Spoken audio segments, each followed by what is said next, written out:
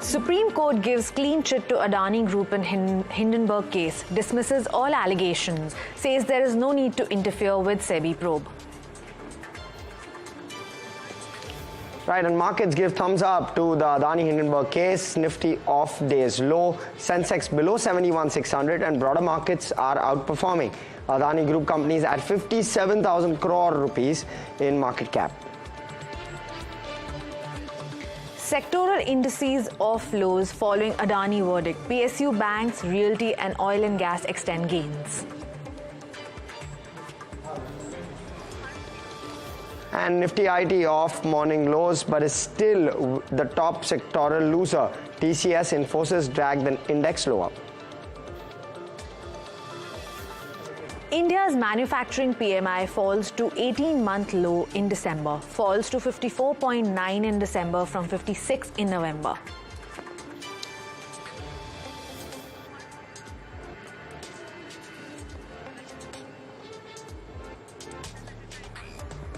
Petroleum Minister Hardeep Singh Puri has poured water on fuel price cut expectations.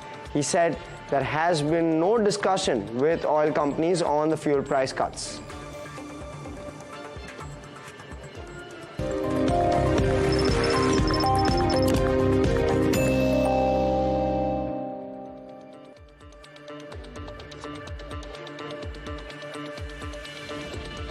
Hello and welcome. You're watching Market IQ. I'm Smriti Chaudhary, and with me is Hersh Sayta. And for the next 30 minutes, we'll bring you all the market action, national and global news.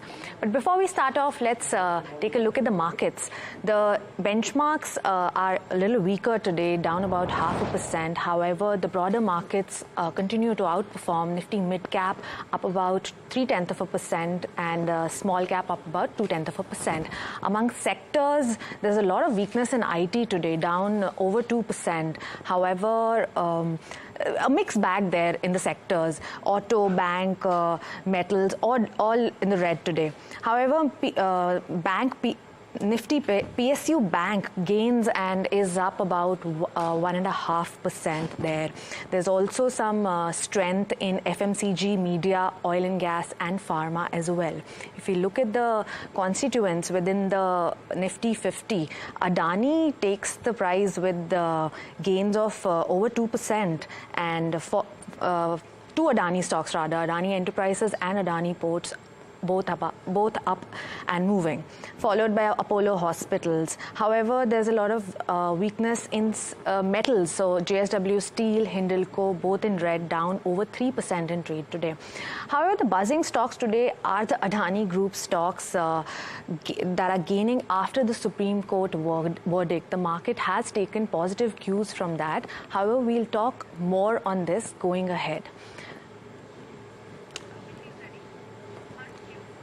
Right, and this quickly moving on to stocks. State Bank of India has raised $1 billion via syndicated loans, the largest such transaction in recent years. Meanwhile, RBL has sold 800 crore rupees worth of stressed loans at a discount of 97 to 98 odd percent. To tell us all about both of these big moves, let's go across to my editor, or our editor rather, Vishwanath Nair, who's joining in. Over to you, Vishy. Right, Harsh, thank you so much. So State Bank of India has raised about $1 billion through a syndicated loan. Now, this is solely underwritten by HSBC, and this is the largest such transaction that has happened in the banking space since 2018. What we understand from State Bank of India's Managing Director, C.S. Sethi, is that these funds are going to be used for long-term loan growth as well as liability management. And according to HSBC, which is, as I said, the sole underwriter of this loan, there is a lot of interest in the SBI opportunity, primarily because it is a proxy for the India story, and that is what is pushing SBI forward. On the RBL Bank story now, there what we understand is that 800 crore worth of distressed credit card loans have been sold in a distressed asset transaction at a discount of about 97 to 98%. So the bank essentially stands to gain about 2 to 3% of that 800 crore in terms of returns on that asset. Now remember, there is no requirement for additional provisioning on these assets, primarily because these are fully written off accounts, and once they are sold, essentially the bank can clean up its balance sheet. The bank can also ensure that its employees or its officials are focused on growth rather than recovery. Recovery is the problem of the person who's buying these loans. According to news reports, it is Kotak Mahindra Bank. We have not been able to independently verify that information, but that's where these two banks are headed right now, Harsh. Right, thanks so much for that, Vishy. Especially you're looking at almost 2% move on RBL Bank. But the top story today, Supreme Court has given a clean chit to the Adani Group in the Hindenburg case. The top court said there is no merit in the case to be transferred to the CBI. We have with us Neeraj Shah, who joins us to give us a quick wrap on this. Neeraj, over to you. Well, you know, we can call it a clean chit to the Adani Group, or that the Adani Group has been vindicated. Now, what's happened, I'll tell you very quickly the summation of the events that have happened, right? The key decisions taken by the Supreme Court today, it's directed SEBI to complete the remaining 2 investigations. Remember, 22 out of the 24 were completed. 2 more investigations, has directed SEBI to complete the remaining 2 investigations, preferably in 3 months. People have expressed doubt over whether this can happen in 3 months or no, but be that as it may, this is the decision that has happened. SEBI is going to probe whether Indian investors suffered loss due to the Hindenburg report. I think this is a big one as well. And SEBI is going to probe whether short positions in the Adani Group resulted in infraction of law. So these were, to my mind, the key decisions. And there were some key statements made by the CGI which stood out for me, and I thought I should bring them to you. One, the CGI said that allegations of conflict of interest by the SC appointed committee, unsubstantial, ruled out, thrown out of the window. Transfer of investigation from SEBI to SIT or CBI, not warranted. It stays with SEBI. There's so many conversations in the PIL about why SEBI is not the only one and some other body should be given this. Nothing doing. Petition, the CGI said, petition in the Adani Hindenburg matter stands disposed of. I think this is the tallest thing from an Adani Group perspective. They mentioned also that reliance on newspaper articles to question comprehensive investigation by a regulator doesn't inspire confidence. Some very tall statements and some very interesting observations made by guests as well, who we spoke to earlier in the day, Sandeep Parekh, Siddharth Luthra, Abhay Agarwal, and we'll bring about those as well.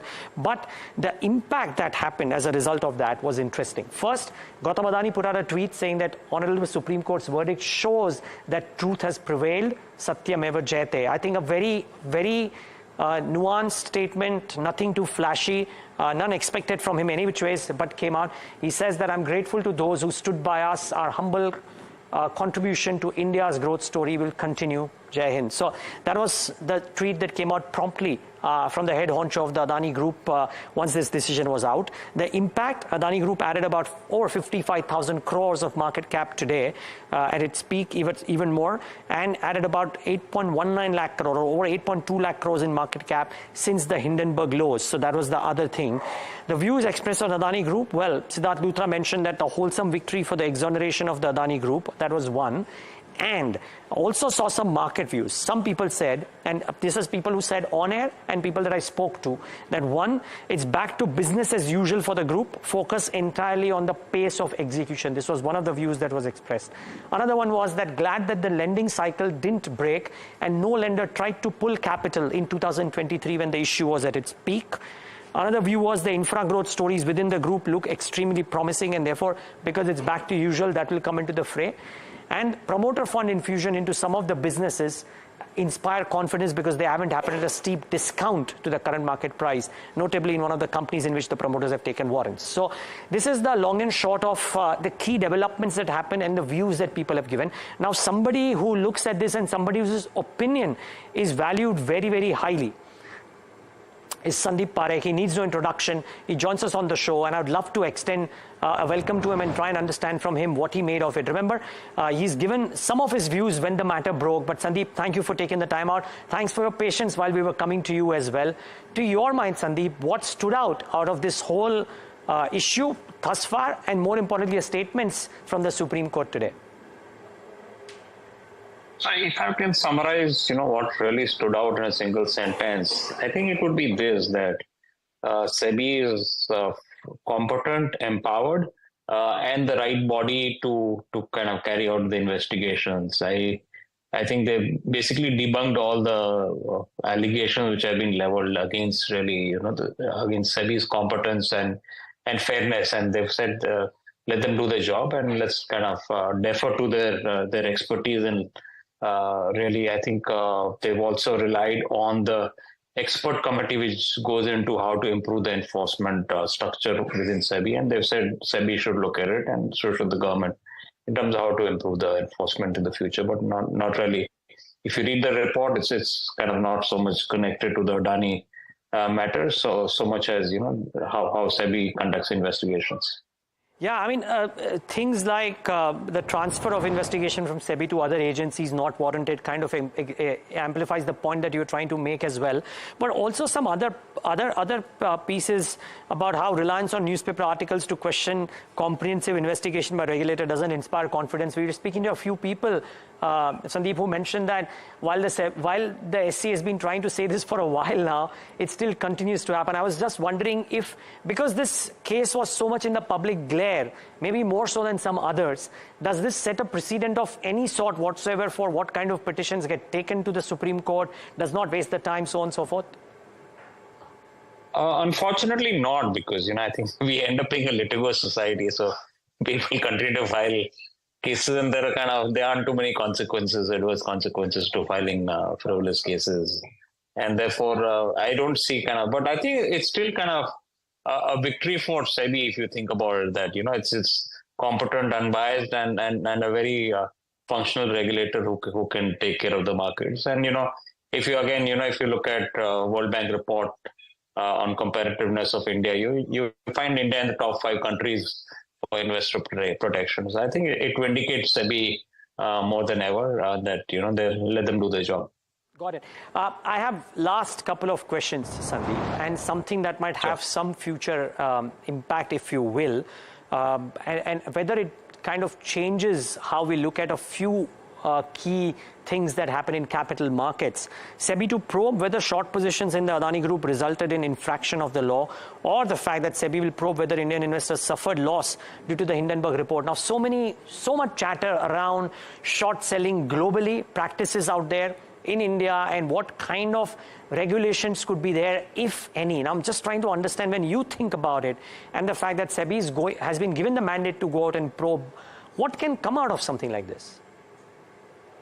So I think the Supreme Court was clear in terms of they want SEBI to look at the short selling angle as well and look at whether mischief. Short selling by itself may not be wrong, but when it's manipulative, it's certainly illegal, and it's deemed to be a fraud. I think it's important for SEBI to get into this matter, and I think the ruling will talk about what SEBI needs to do in terms of investigation of the short sellers. So I think again, something which probably will take a couple of months for SEBI to get into and see whether any mischief did take place or not. Okay, last question. I know for the Adani Group, it's a big victory, but just wondering, because this is a SEBI-related outcome, as you said, is this, in your mind, any kind of, landmark is maybe too strong a word, but any material development from this judgment from a law or a regulation perspective, or do you think this was more par for the course from a perspective of what it means for SEBI and the workings? No, so I think it's even more than the Adani Group. I think it's a shot in the arm for the government and SEBI, because it kind of gives primacy to their abilities, their kind of lack of bias in kind of conducting a fair investigation. And I think it will have a salutary effect on other matters, though. I started by saying that it's not going to reduce significantly the number of frivolous complaints which take place in other matters, but at the same time, it will have, it will definitely be good for morale of SEBI, which has been on the back foot till now in terms of justifying that it's been fair. Sandeep Parekh, take a moment to thank you for joining us today and giving us your thoughts. Really appreciate your time. Thanks. And just as we sum up this piece, the last point on this is, of course, that the point that the people in the market are making, and that was one of the points that I mentioned as the view, that now it is back to business as usual. And therefore, focus goes completely and entirely on valuations. And if valuations are stretched within the 8 or 9 or 10 group companies listed, then there might be an impact thereof. But it's back to business as usual. The bogey of a verdict coming in and hampering proceedings is now out of the window, and that for investors as well, not just the group, but investors as well, is a big sign of relief. A very standard disclosure: the Adani Group owns NDTV, and you are watching this broadcast on NDTV Profit, so that should be taken into account. Right. Thanks so much for taking us through all of those nuances, if I can call it, Neeraj, as well as our guests on the show. But let me quickly flag off both Adani names. We're looking at Adani Enterprises, which is now the top gainer on the Nifty 50, up 2.1% in trade today. And you're also seeing gains on Adani Ports, which is up 1.3%. A quick check on the breadth of the market to also determine as to where we are placed with regard to the market breadth. There you go. You're seeing a slight bit of change coming through after the advances have now exceeded the declines as we speak. But we'll slip into a very short break. More, of course, on the other side. You are watching Market IQ on NDTV Profit. Do stay tuned.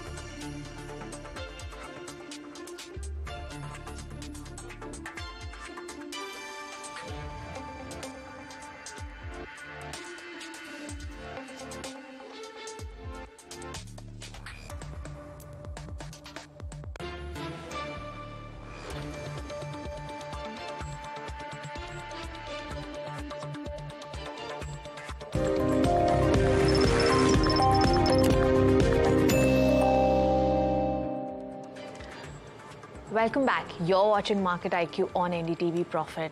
Now, last week there were media reports suggesting retail price, oil price cuts. However, Oil Minister Hardeep Singh Puri has now clarified on the issue in a press conference.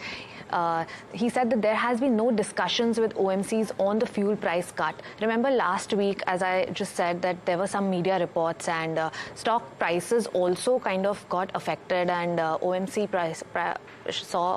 saw a sharp fall in the prices after this news. Here's what he had to say. Listen in. I have clarified there has been no discussion with the oil marketing companies on any such issue. And please, we are in a highly turbulent situation.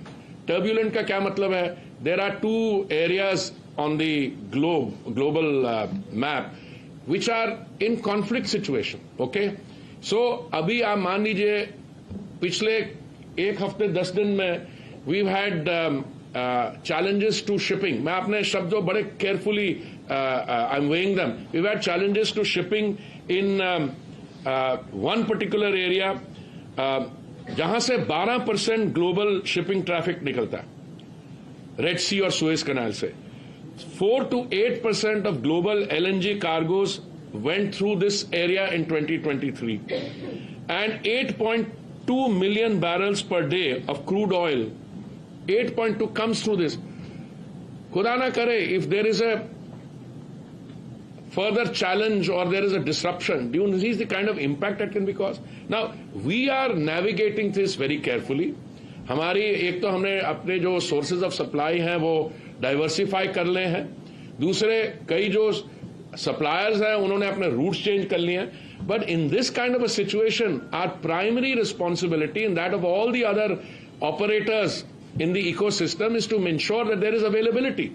And that availability does not come at a slightly, an enhanced price. A price of crude oil also, I monitor this on a daily basis. Number one, it had gone up to 80 plus. उससे भी ऊपर गया था, फिर अभी थोड़ा नीचे आया. But in a highly volatile situation, our primary responsibility is to ensure availability and affordability. आगे जो करना है तो वैसे ही मुझसे नहीं पूछते हैं. ये आगे बैठे हुए हैं अब इनके जो OMCs हैं ये अपने, they are answerable to their shareholders. That was Hardeep Singh Puri clarifying that there are no retail price cuts in petrol and diesel. However, shifting focus to important macro data, the HSBC India Manufacturing Purchasing Managers Index survey conducted by S&P Global fell to an 18-month low in December as growth momentum faltered. Pallavi is joining us to give us more details on that. Pallavi, take it away. Hi Smriti, so like you've said, the HSBC India Manufacturing PMI has fallen to an 18-month low, essentially indicating some loss in growth momentum. The PMI in December came in at 54.9. That's compared to a figure of 56 that we saw in the month of November. Now, just to understand what this print means, a figure above 50 still indicates expansion. Now, let's have a look at some key takeaways from today's data very quickly. There was a rise in both output as well as new orders, but again, this was a softer pace of growth than we've been seeing in previous months. Business confidence towards the year ahead outlook remains strong, to be sure. Input cost inflation has come in at among the weakest prints in almost 3.5 years, and employment as well was largely stable as per this data. I think what's going to be important going forward is to see how the next few prints come in to truly see if there has been some de-acceleration in manufacturing growth momentum, which is held up and remained fairly strong so far in the current fiscal year. Absolutely. Thank you so much for that, Pallavi. Impressive set of numbers from the manufacturing front continue. But let's quickly move on. DMart Retail has been in focus and Avenue Supermarts received a mixed response from brokerages on its Q3 business update. Mahima is here, going to talk to us about all of that and give us some perspective on some of those numbers. Mahima, take it away. Right. So as you rightly mentioned, the brokerages have a mixed review on this one. But before I go to the brokerages, a quick company update. They came up with the revenue numbers for December 31st ending, and the revenue has been up 17% year on year. And they've also mentioned that 5 new store additions took place in the third quarter. So their total stores as of 31st December stands at 341. Now coming to the brokerages report, Citi came out with a brokerage report on Avenue Supermarts. It maintained sell rating with a target price of 3,100 rupees. Now this is on the back of the Q3 update that the company gave, they believe that the throughput remains weak and slower store growth is a bit disappointing. Also, they believe that revenue per square feet remains impacted by inferior product mix and new store additions in smaller towns. They've also mentioned that they remain cautious at the current valuation given risks around the store additions. Now, we also had a brokerage report by Morgan Stanley, which is quite opposite to what Citi's take was on Avenue Supermart. They said that Avenue Supermart still remains their top pick and overweighted it with a target price of 4,471. They believe that the Q3 standalone revenue was, however, 5% lower than their estimates, but network expansion in Q4 remains a key monitorable for them. They've also given risks to upside and downsides, and overall, if we see, the stock performance has been pretty bad today. The stock fell by 3.44%. So this is overall the view of Avenue Supermarts today. Right. Thank you, Mahima, for that. And that's all we have on today's edition of Market IQ. But lots more coming up. Stay tuned to NDTV Profit.